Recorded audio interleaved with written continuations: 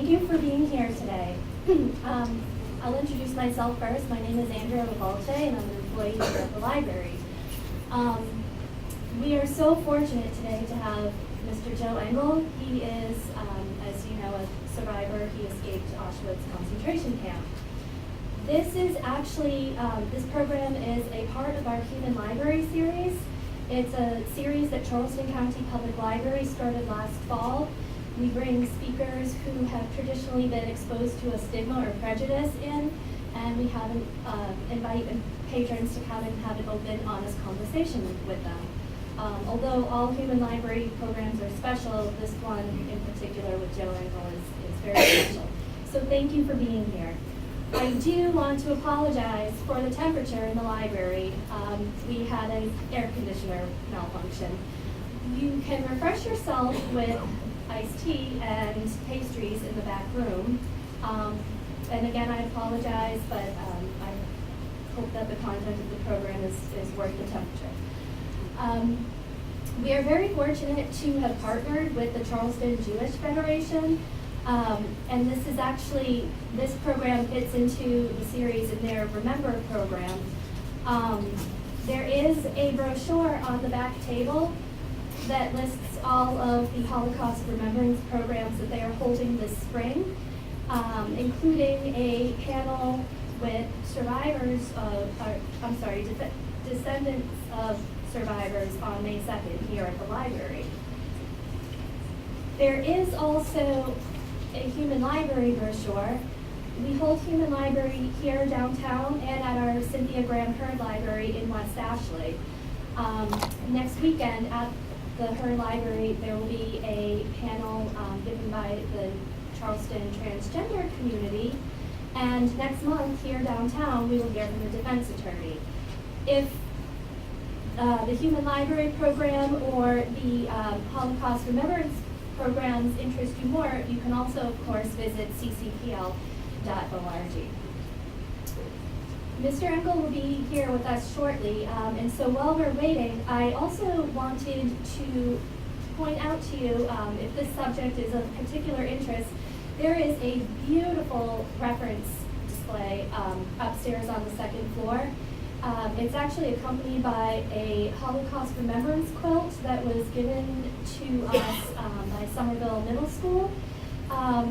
And there is a beautiful reference collection that was actually provided by a donation from the Zucker Family Foundation.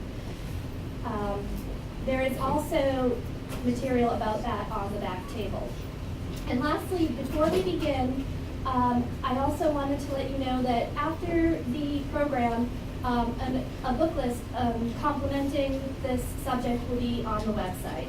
So if you see any materials on the back table, feel welcome to check them out. But if you see something and forget, it will be on ccpl.org later on today.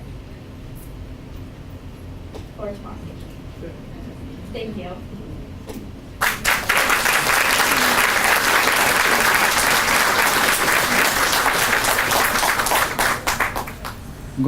Good afternoon. I saw so many smiling faces here, good-looking ones. Thank you all for coming and see the picture. And see me, not me, my life history. A little bit, that's not all of it.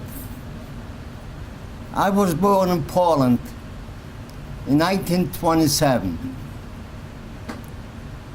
And I was in Poland until the German army occupied Poland.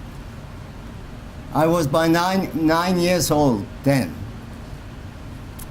when the German occupied Poland. When they occupied Poland, all Jews got together and made them come out to the marketplace.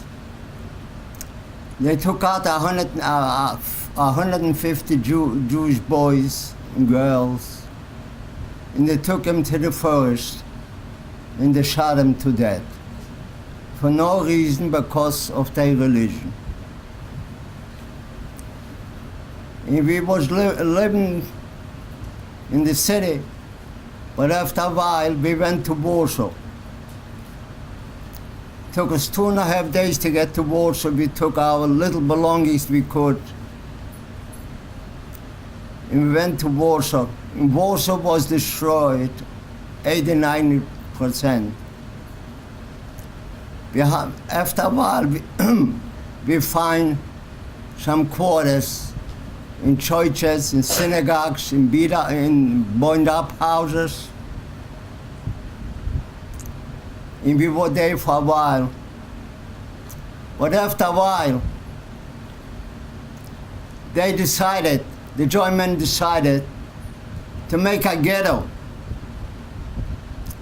They took about 4 or 5 blocks and put all Jews in, and they fenced it, and they put guards. You couldn't go in, you couldn't go out. It was a miserable life to live in a place like this, because you could see every morning, every day you could see in the street dead people, because they give us only 60 calories a day to live. Can you imagine? They figured out 60 calories a human being can survive. And we were there. First of all, they separated the families. They took away the kids from the families. They put them separate. And that's why we had to get up in the morning, 5 o'clock in the morning, to get some food stamp. Instead to give us once a week, they made us come every day. And life was bitter. But after a while, they thought that's too good for the Jews, the ghetto. So what they done? They separated families. They took the elder people. They picked them up. They picked them out away from their families, and they took them to the gas stations, to the gas, to the what do you call it? Gas, to the airport. And over there they had some cattle trains waiting. And they pushed them into the cattle trains like sardines, one on top of the other one. And they closed the doors. And they shipped them off. Nobody came back.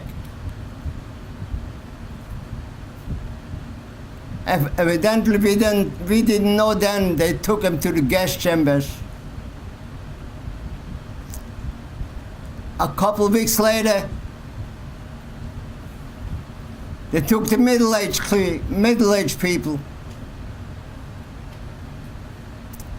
with the children, and they told them, "You come with us to the train station, and we send you off. We're gonna resettle you to other places." Before they went into the cattle trains, the kids, they had bicycles,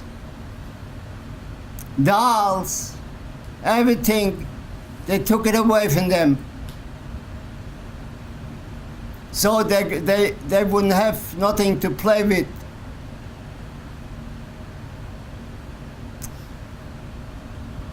And they closed the doors without food, without water, without anything to survive. And they shipped them off. Nobody came back. They said they're going to resettle them. And that was a lie. They took them to the gas chambers.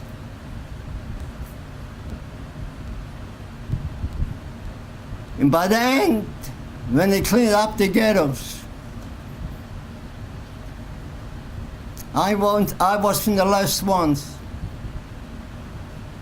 They took it to the railroad station. And they had the same cattle trains. And they packed us in like sardines.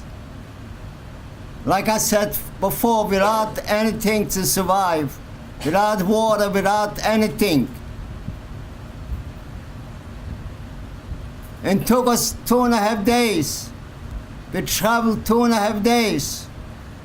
And you could see inside people dying from hunger, from thirst, getting no water, had nothing. After 2.5 days, finally we arrived. Birkenau, Auschwitz. The train stopped. They opened the doors. And we had to make lines. And over there was by the name Joseph Mengele. This name you should never forget. Joseph Mengele, the angel of death. With his thumb, he sent thousands and thousands and thousands of people to the gas chambers. When we got there, we took off the clothes. They shaved us. They cut our hair off, everything. And they gave us some clothes, stripes from the camp. And everybody got a number, took away the name. No name, nothing, but a number. I had to stay in the line to get the numbers,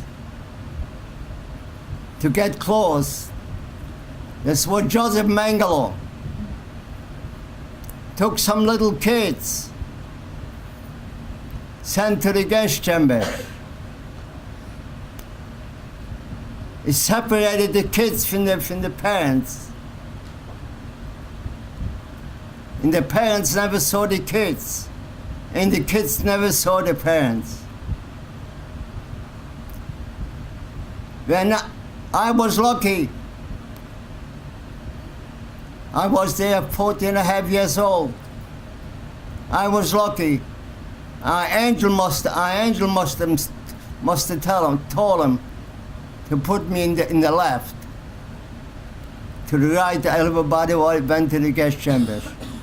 And I went into Birkenau, Auschwitz. I went in there to the barracks. They had some bunks. 4 inmates was sleeping in a bunk. If you want to relieve yourself, you have to go a mile and a half. In the winter time, was cold.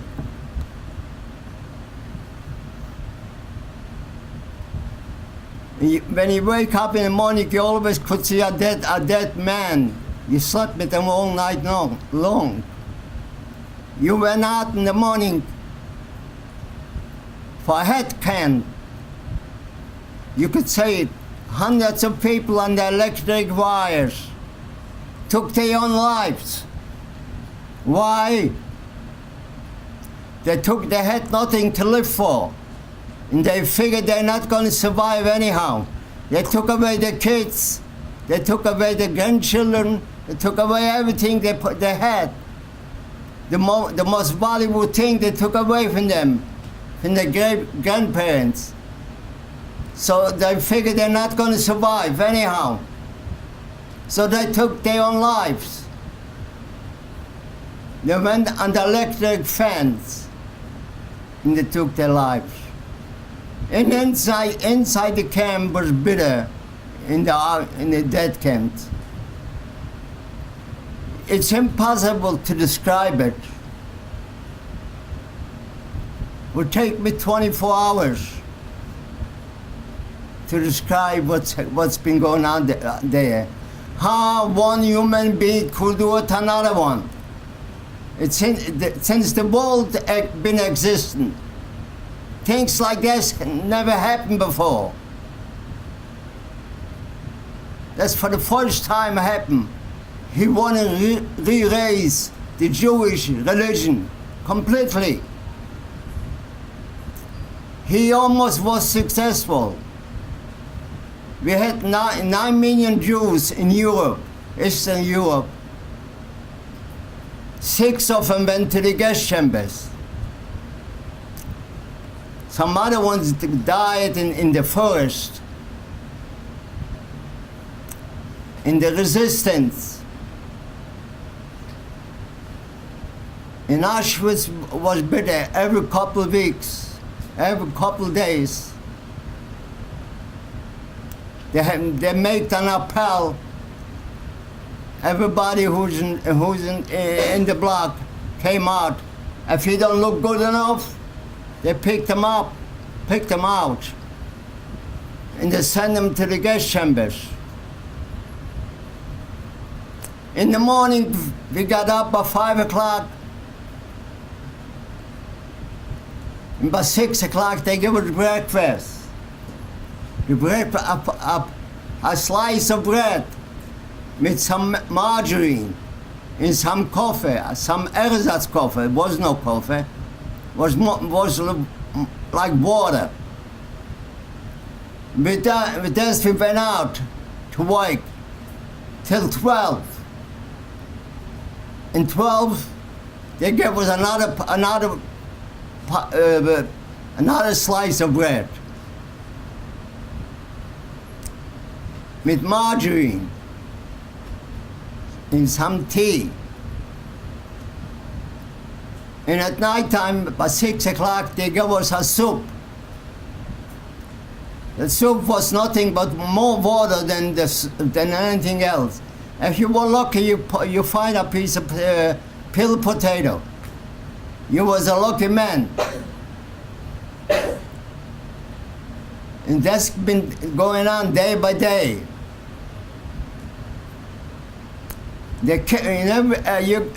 Every hour, under hour, you could see people coming from Eastern Europe with a train. And Joseph Mengele picked them out and put them to the gas chambers.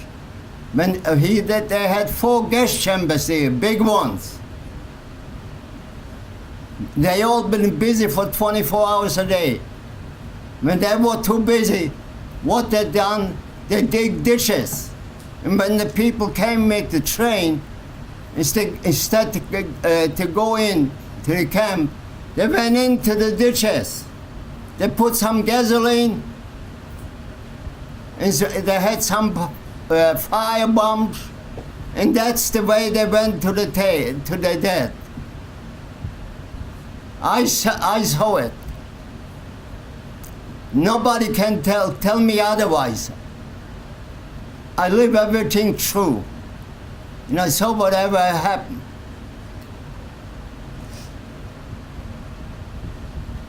The people who they gassed, there was inmates. They done the dirty work. They had no choice. So when they gassed them, they took them upstairs to cremate them.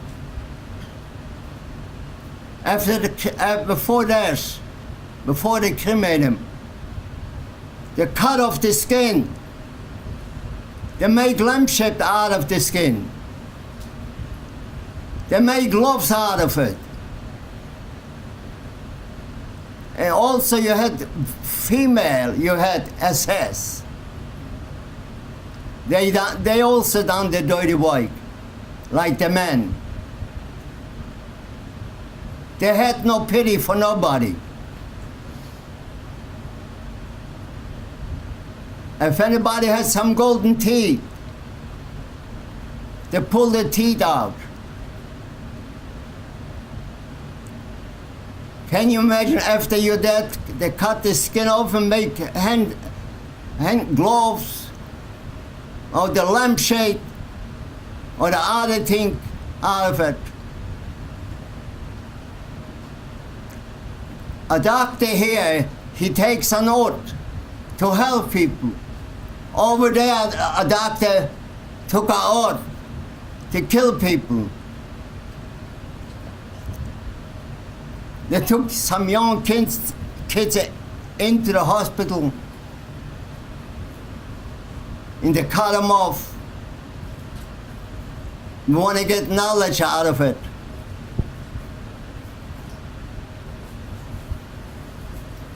And that's what Germany in camp. If you were there a couple days, you figure, well, that's a lot of people figure this way. Well, what's the use to be here? I'm not going to make it anyhow. They thought, might as well I don't have to suffer. Might as well take my own life. And that's happening every day. Hundreds of inmates took their own lives because they didn't want to suffer. Like I said before, they took away the most valuable thing, their kids, their grandchildren, everything. So they figured they got nothing to live for. And I wasn't there.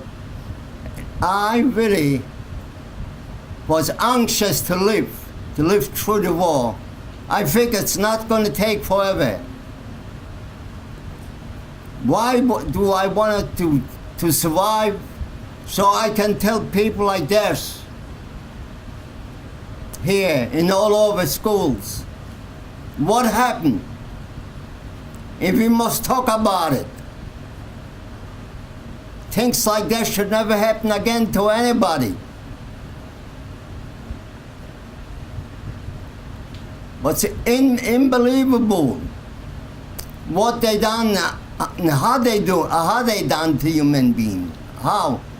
On Friday afternoon, you know, this Jewish Sabbath, they took 2 young Jewish boys and they hanged them every Friday night. And we all had to stay and watch. I myself, one time I came home, I came home from the day's work, and the SS, the Gestapo, they want to have some fun. They picked me out. It was cold, it was in March, and over there in Poland, very cold. They took me out. They undressed me naked, and they make me knee, and they took some cold water, ice water, and they put over me, all over, till I was a bone. Finally, I was lucky. Some inmates passed by, and they showed me, they took me in to revive. I wasn't, if nobody would discover me, I wouldn't be here. Can you imagine taking somebody, make him knee, and put some ice water, freezing? And that's what they done. They done all kind of experimental things to men and women, to children. They experiment on them. And after the experimental thing, they took them to the gas chambers and put them in the gas chambers there. And that was the end of them. Can you imagine what they done? It's impossible to describe what they done, but they done it.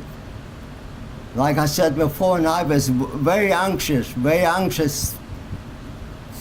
to survive the war. So people should know about it. And people should keep their eyes open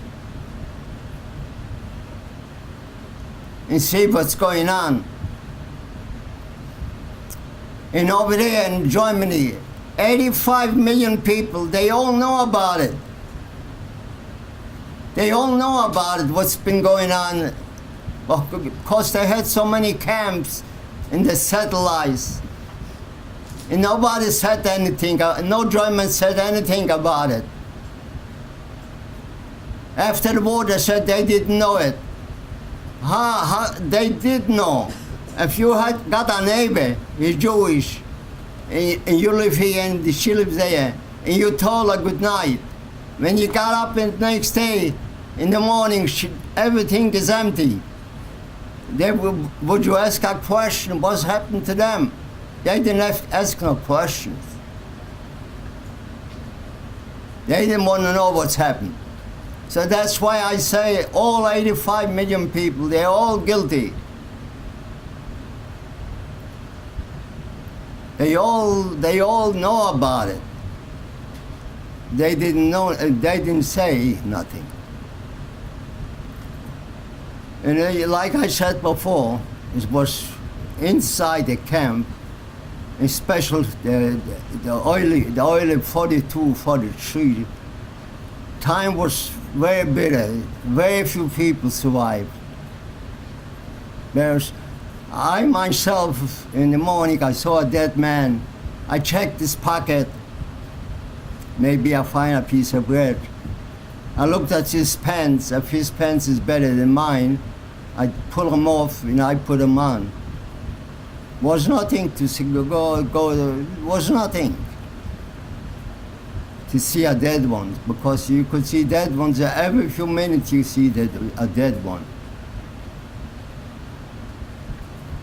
So, like I said before, I was very anxious to survive. Because over there, in the camp, we had priests, we had the rabbis, we had the very educated people, and we started not to believe it, not to believe in God.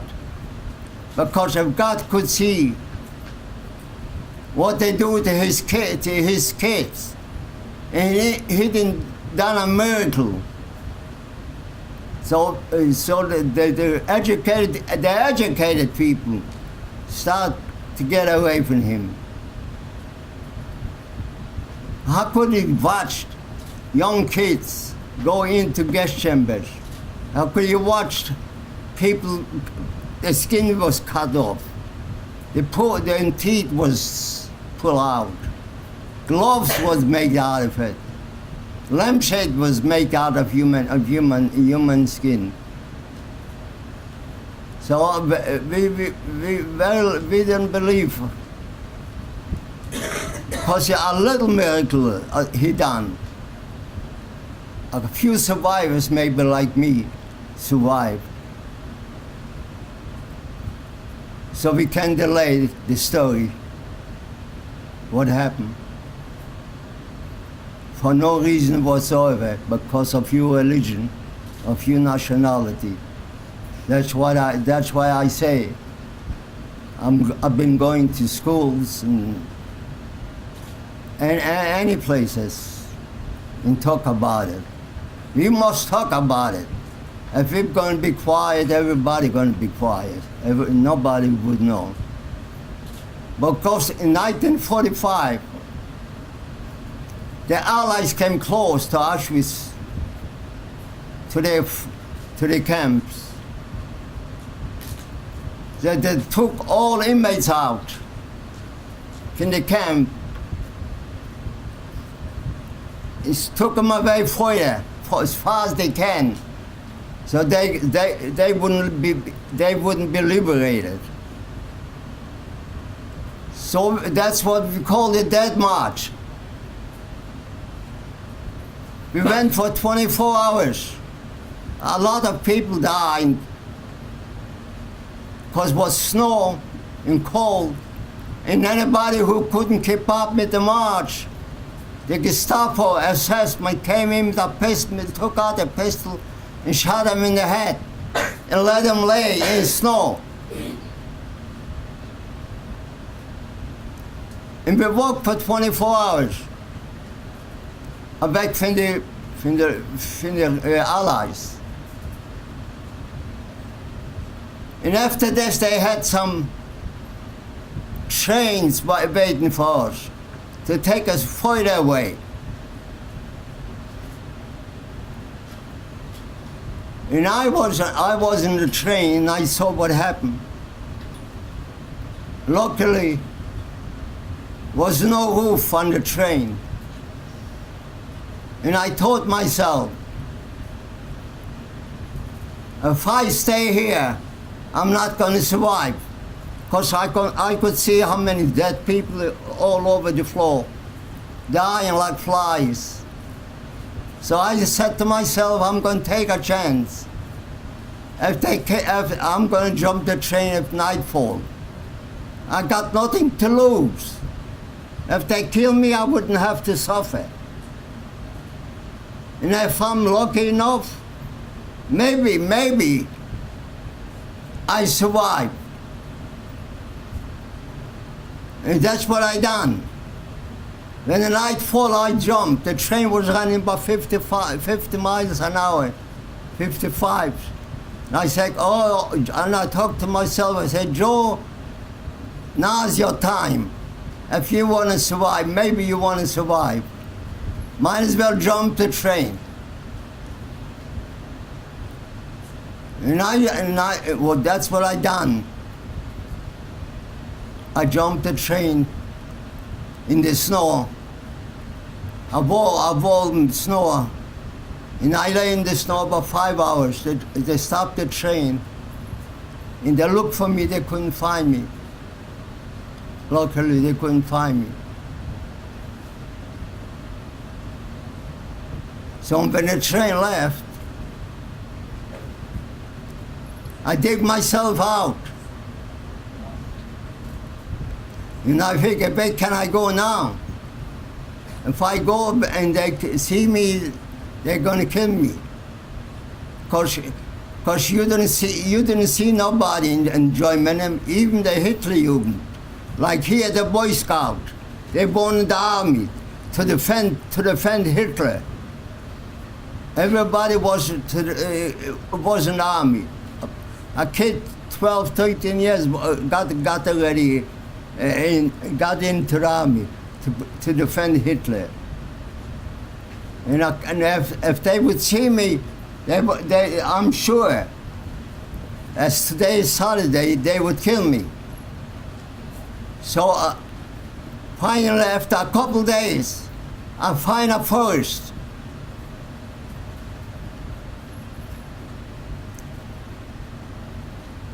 And I made a foxhole. The oil was frozen. I had no shovel with my bare hand. I dig a foxhole. Took me 4 or 5 days to dig a foxhole. And I was in the hospital in the foxhole. But just laying in the foxhole, I wouldn't survive either. I had nothing to eat. So I said, I have to take another chance to survive. First chance I took, I survived. I was lucky. And I didn't know about the second one, if I'm going to be so lucky, you know. But I still get, I said at night time, 5, 6 miles, was there a farmers. And I steal food from them. I went every 4 or 5 days, and I stole some food. I told myself, that's not livable either. How long can I survive like this in the cold weather?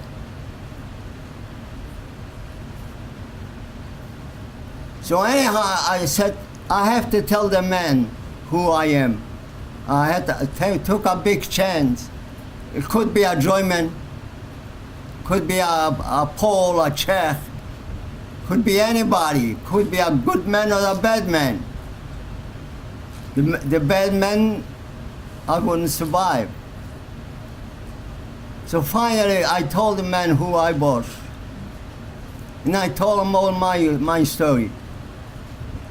It just happened. He was a fine man. So he gave me some food to go back. He told me, not far from me, they got a resistance. And I will talk to them. Maybe they will take you in. And I thanked the man. And from then they wouldn't take me into the resistance because they don't know who I am. I could be a spy, I could be anybody. So they looked out for themselves. But finally, after a couple of days, he told them my story. They accepted me. When they accepted me, I went with the, if you know a German train passed by with ammunition, we used to shoot up the train. We used to go to police stations, shoot up. We done all kind of things. Till finally, and I was liberated by the Russian army. General Eisenhower, he liberated a camp too. He came into the camp, he went inside, stocked up all over, skeleton. The Germans didn't have no time to finish him, so they got nothing but skeleton. A big building with skeleton. He came out, he had tears in his eye. He made every available soldier go in there and see what the Germans done. And they all went in. They all came out with tears in their eyes. And he told them, when you go home, make sure you talk to everybody. Tell everybody what you saw. Tell your neighbors, tell your friends, tell everybody what you saw. If you're going to be quiet, everybody's going to be quiet and nobody would know about it. So make sure you tell everybody what you saw. Okay, thank you for.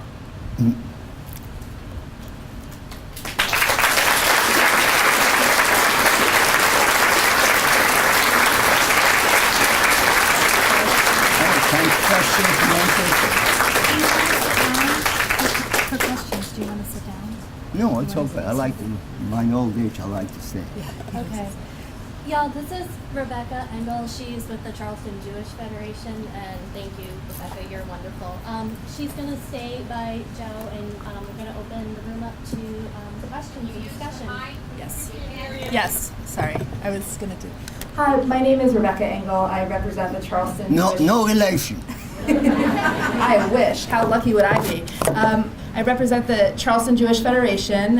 We have a Remember program for Holocaust education and genocide awareness, and it is my great honor to be able to travel with Joe to schools to speak in communities like this. And we are so incredibly grateful for this turnout and for everyone who came to hear Joe speak. He would love to answer any questions. Like he said, there's no charge. Yes, sir. With all you've been through, Mr. Engel, I'd like to know your thoughts on forgiveness. With everything you've been through, what are your thoughts on forgiveness? Forgiveness to who? To the Germans? It seems like you've been through so much. No, I don't forgive. The young people, maybe I got no Nothing against them, because they parents. The young people, they're born after the war. I don't like them. I wouldn't be associated with them, because I never went back to Germany. I never been in Germany since I left 49. But the people, their parents, their grandparents, I didn't know what I would do with them. I would spit them in the face. That's the most I done. Joe, do you want to tell us a little bit about your family and what you did immediately after you were liberated?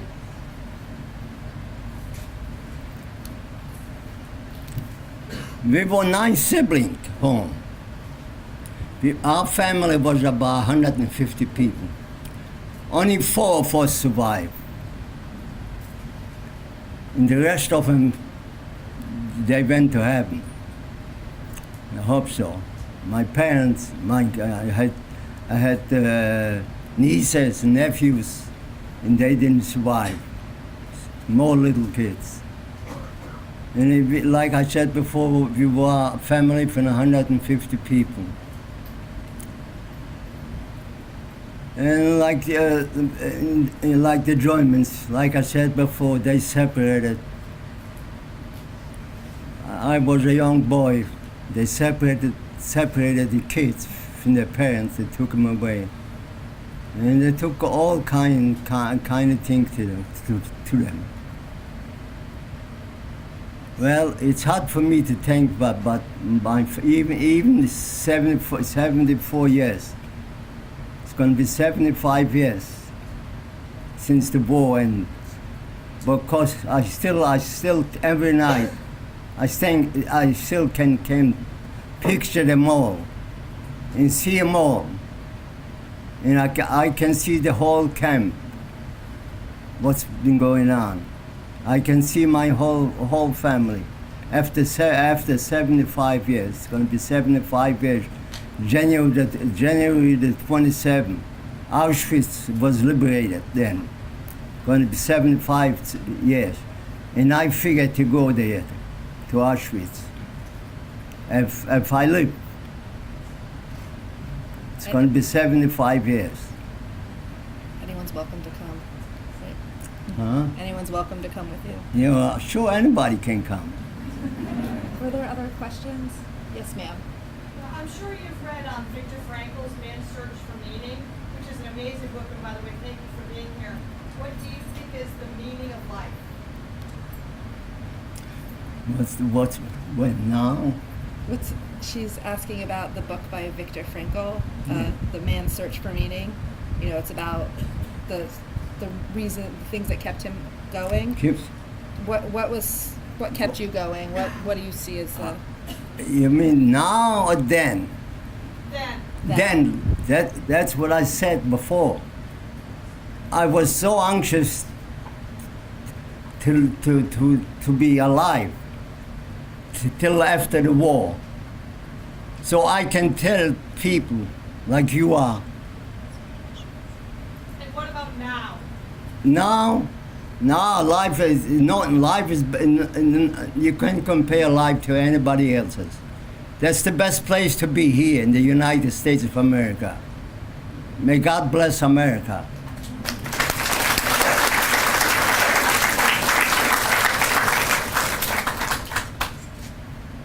Because that's one place people can live.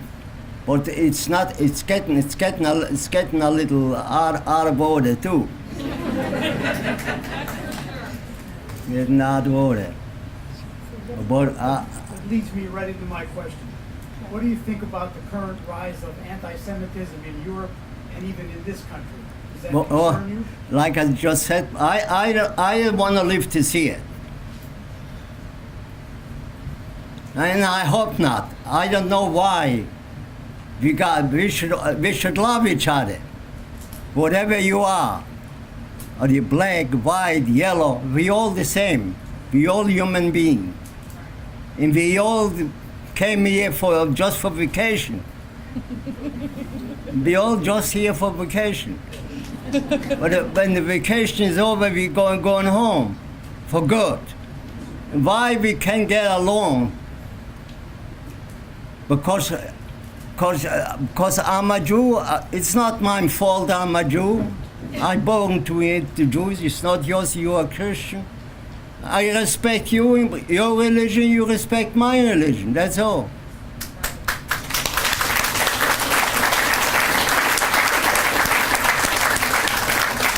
Do you want to talk a little bit about how you came to Charleston? Does anyone want to hear that part of the story? Okay. Well, I came to Charleston. God bless America. It's the best place to be. Well, after the war, the United States had so many forms, you know, people, you know, they took your name. They want to know if you got any family here. So I know I got family. I had family in the United States, but I didn't know where. I didn't know where. Because Charleston, I don't know what Charleston meant to me. Nothing. So finally, I put my name on. And they searched. And they find I got an aunt here. And she sent affidavits for me. Took me almost 5 years to get here. The affidavit said the person who sends the affidavits for you, he is responsible for you, for food, for clothing, for everything, for a job, everything. The government would give us nothing. You have to go and get yourself. So when I came here, I came to New Orleans, to meet in Mississippi. And over there I spent a night. And I came here to Charleston, to my aunt, my cousins. And I've been here, except a couple years I spent in New York City. Because when I came here, I couldn't talk English. And they couldn't talk Jewish. So I had to go to a big city. Over there you find all kind of people there. And I was there. But after this, my aunt came, she saw me, she says to me, come back to Charleston. So luckily, I listened to her. What was your job in Charleston? What did you do for a living? Tell them what you did for a living. I've been in Charleston. I came here, me and my sister and my brother-in-law opened a store. And I became a CPA, cleaning, pressing, and alteration. There we go. That joke doesn't go over as well in the schools, so. And I was there for 36 years in one place. Are there any other questions? And thank goodness. It's like I said before, no place like the United States. We're going to take another question over here.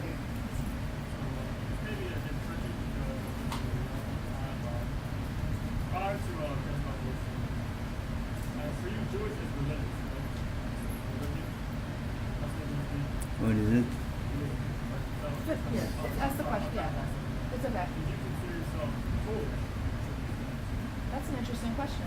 So he's asking about, your identity. Did you consider yourself more Jewish or Polish or at the time? No, when I came here, after this, I didn't want to be Polish. Staatenlos, they call it.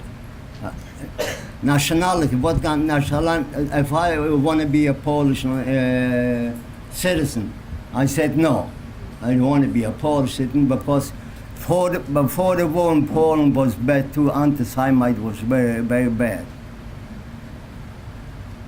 So So when I came here, I got called Statenlos, about the code, you know.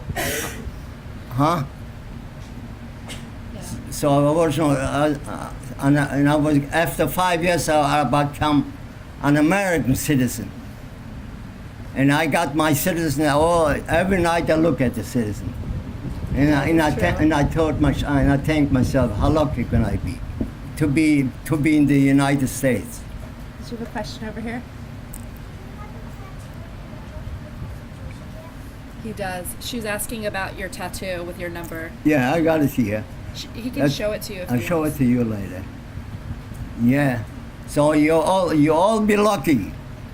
You live in the United States, especially the young kids.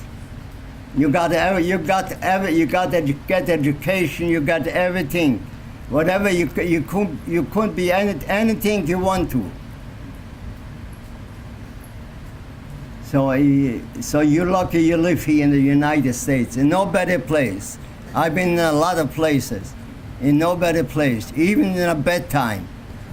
Even here in a bedtime is better overseas than in a good time. Yes, sir. Just curious, do you know where the train had took off? Or do you know where it was heading? At the time, did he know, or does he know now? Now. Now. What? Did you know the train that you jumped from? Yeah. Did you know then where it was going, or do you know now no, where it went? no. Where did the train go now? Do you know where it They're went? supposed to take us further away from the Allies, as far as they can. So the Allies couldn't liberate us. But I don't know where people was. It's a good thing to research. Any other Yeah, and the soldiers, I'll tell them where. This was in Czechoslovakia Yes, sir. when I escaped. How do you feel about the lead up to World War II, specifically how the Allied powers treated Nazi Germany? Sure. So to clarify, he was about 9 years old when this was all going on. So he can talk about his experience, but to learn more about how it happened, it's better to do the research. But How he it's wanted to hap- know, what was life like before, right? Like, so what was he experiencing before he went to? Wonder about Listen, I can tell you one thing. The way Hitler came to power, Yeah. he was nothing but a painter. And he used to go to the bars, meetings like this, and he used to talk against the Jews. And that's what brought him to power. He had a good mouth to speak. And that's the way he took the masses, the people, to his side.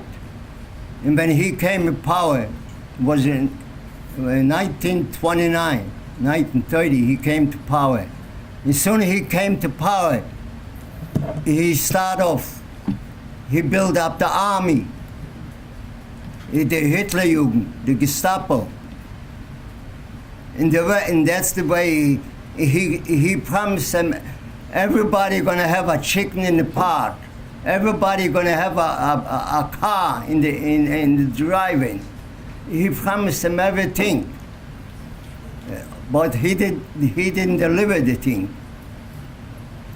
That's the way he came to power, and he was so powerful.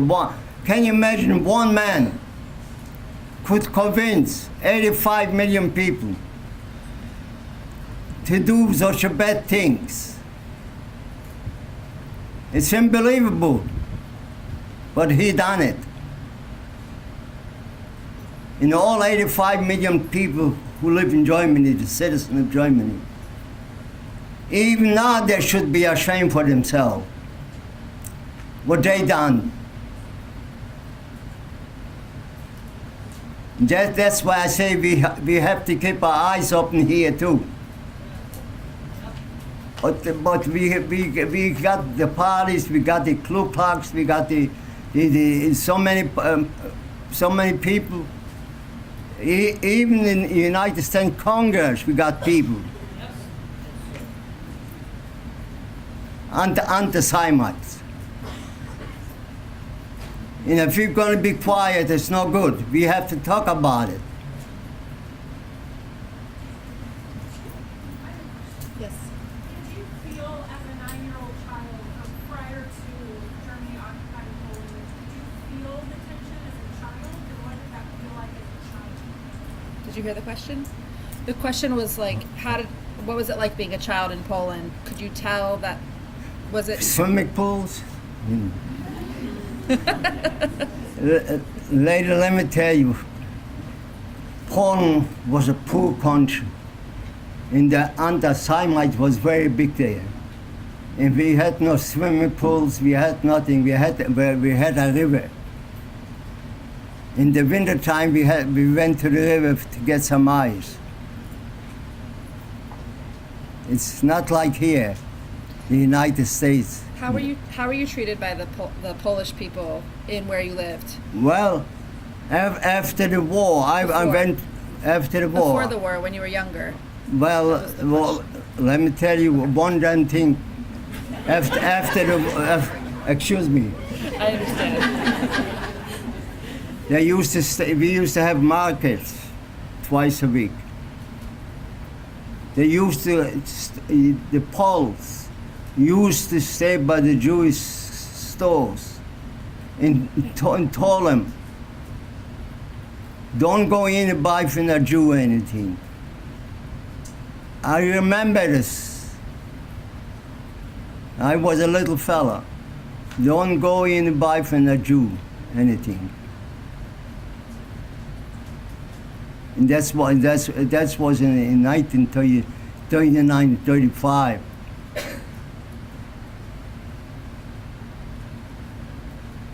Go ahead. Did you grow up in a rural setting and move to Warsaw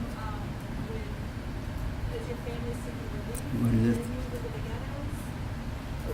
Did you grow up in a smaller town and Yes. then yeah? In a smaller town.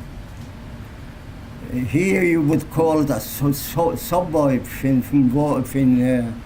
in Charleston. And over there was a suburb in Warsaw, about 20 miles from Warsaw. Yes, ma'am. My husband and I, we have been to Poland and the ghetto there. We've been to Auschwitz and Birkenau, and it's just hard for me to believe that a wonderful man like you was ever put in that situation. And I'm so glad you survived. And I would like to ask you, I know that they worked the prisoners when they were there at Auschwitz. What was your job there? Did you work in the fields, Well, gardens? they keep you occupied. Yeah. You dig a ditch, you fill it in, you go there, you dig another ditch to occupy your mind. The work what we done wasn't valuable. Was just to work. And you had the SS staying over you. You couldn't rest for a minute.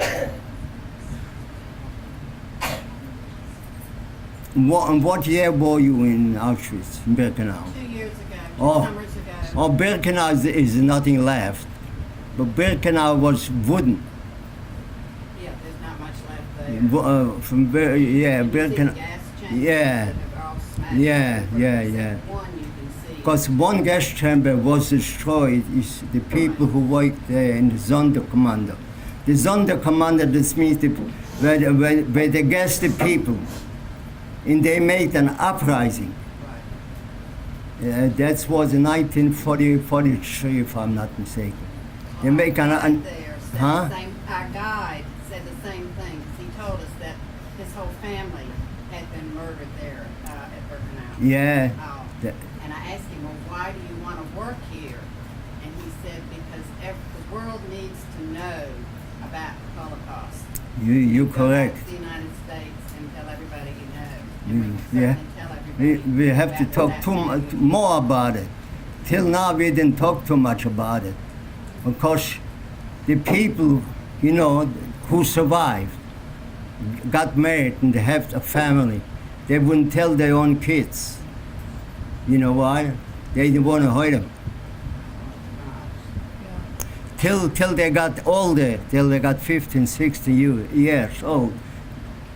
And they find out by themselves, or their parents wouldn't tell them what they've been living through. Did you marry and have a family? No, I'm a professional bachelor. Good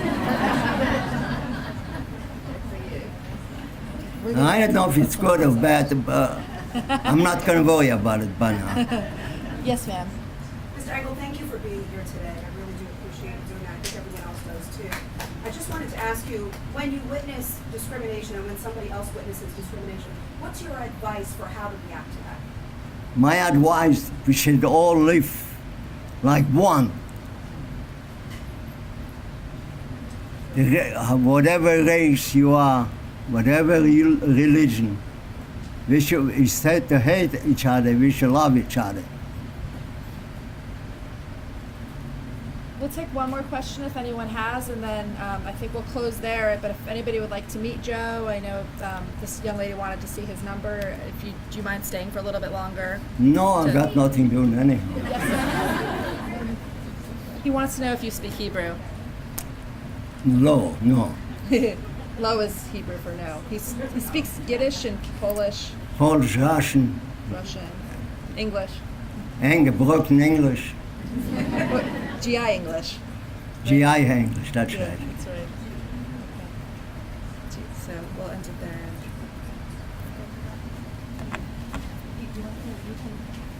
We want to just, once again, thank you, Joe, for sharing your story with us.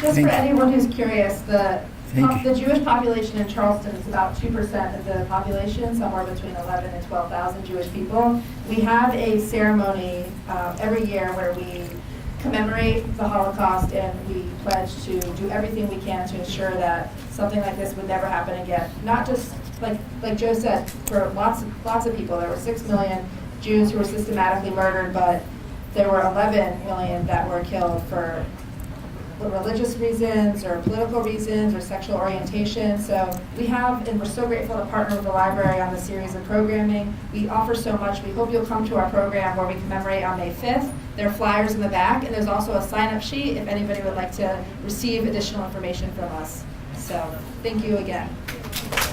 Thank you all. Thank you all. Do you want to sit for a minute? Yeah, surely.